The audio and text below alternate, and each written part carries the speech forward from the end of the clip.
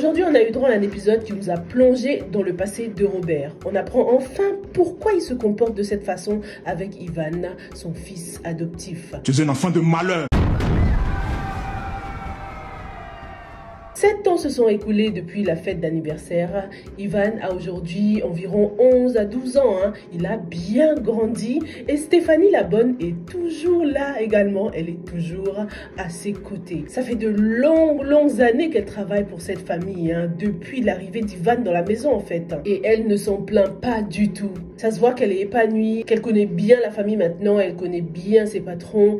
Tout se passe bien pour Stéphanie. D'ailleurs, le titre de cet épisode, c'est Un ange gardien. Stéphanie est-elle cet ange gardien? C'est une femme remplie de secrets. On le constate depuis son arrivée. On sent qu'elle ne nous dit pas tout, Stéphanie. Elle tient un journal intime où elle écrit ses pensées. Et Elodie sent bien que Stéphanie lui cache quelque chose. Elle a ce 6e sens-là qui lui dit que Stéphanie ne lui dit pas tout, quoi. Toi, tu me caches quelque chose. Mais même après avoir insisté, Stéphanie reste muette, Tanti, je te cache rien. En tout cas, la personne qui mettra la main sur ce journal intime saura enfin qui est réellement cette femme. Est-elle la véritable mère d'Ivan? C'est l'une de mes hypothèses. Depuis qu'elle est arrivée dans cette maison, j'ai vraiment l'impression qu'elle pourrait être la vraie mère d'Ivan parce qu'elle est vraiment impliquée dans l'éducation de cet enfant. Elle est là pour lui à tout moment, plus que le serait une nounou ordinaire. Ivan a trop mangé de bonbons aujourd'hui. Je vais garder ça pour demain.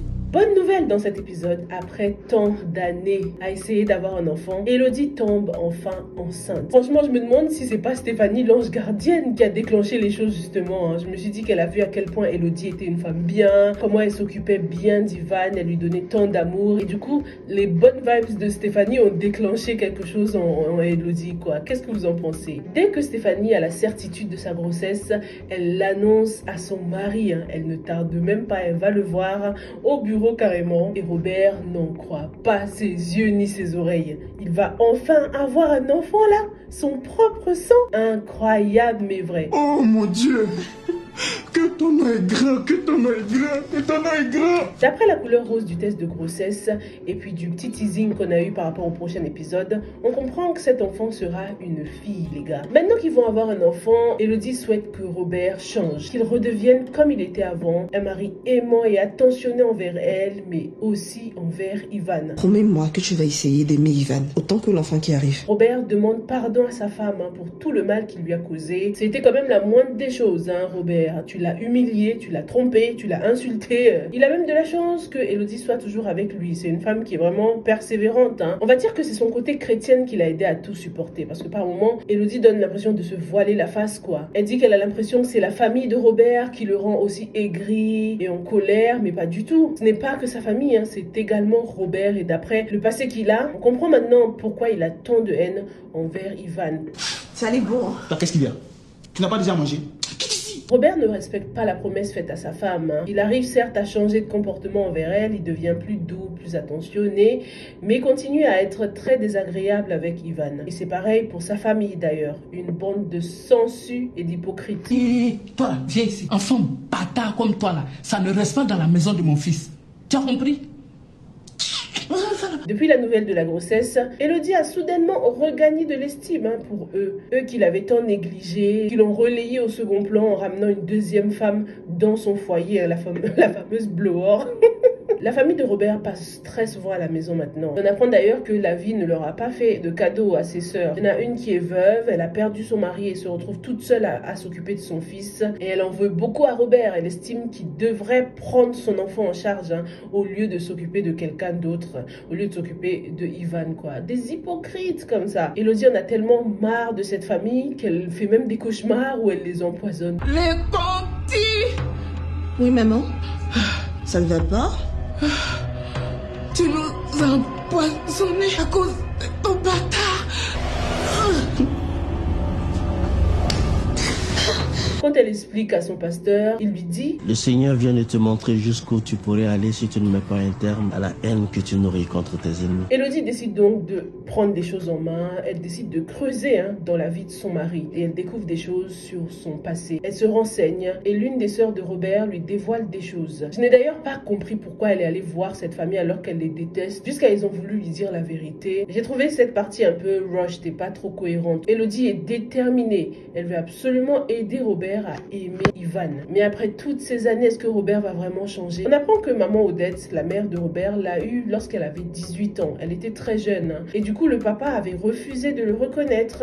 Robert a dû grandir avec sa grande famille, avec ses grands-parents, jusqu'à l'âge de 20 ans, quand son père est finalement venu demander pardon et il l'a reconnu enfin. Mais dès qu'il a commencé à faire partie de la vie de son père, ce n'était que malheur sur malheur. Un enchaînement d'événements malheureux pour le père de Robert. Plus rien n'allait, il a été licencié, ensuite il a sombré dans l'alcool. Son père le considérait comme un enfant de malheur. Il l'a mis à la porte à seulement 20 ans. Tu sais quoi? Tu vas faire tes bagages et sortir de chez moi. Ce qui explique du coup le comportement de Robert envers Ivan. Il est malheureusement en train de reproduire le même schéma que son père. Il considère que Ivan est un enfant de malheur parce que depuis qu'il est là, plus rien ne va de son côté aussi. Robert n'a pas encore perdu son travail, mais est-ce que ce sera la suite logique des choses? Il considère en tout cas que son père avait raison. Mon père avait raison. Il aurait dû me laisser là où j'étais. S'occuper de l'enfant d'un autre, c'est d'attirer les malheurs de ce dernier dans sa vie. Il s'estime effectivement responsable des malheurs de son père et il veut absolument se débarrasser de Ivan. Il faut le ramener à l'orphelinat. Je ne veux pas qu'il soit ici pendant ton accouchement. Mais c'est pas comme ça que ça marche. Ce qui est choquant, c'est que Robert ne se rend pas compte des séquelles psychologiques qu'il laissera à Ivan s'il continue à le traiter de cette façon. Des séquelles que lui-même a aujourd'hui à cause du comportement de son père envers lui. Son père a visiblement bousillé quelque chose en lui. Il a bousillé sa confiance en lui parce que jusqu'aujourd'hui, il continue à croire qu'il est responsable du malheur de son père. En plus, il ressemble beaucoup à son père aujourd'hui parce que lui aussi a tendance à sombrer dans l'alcool dès que les choses ne vont pas. Moi, je suis DG. Je suis pas DG à moi. Pendant leur dispute, contraction les gars, le bébé arrive.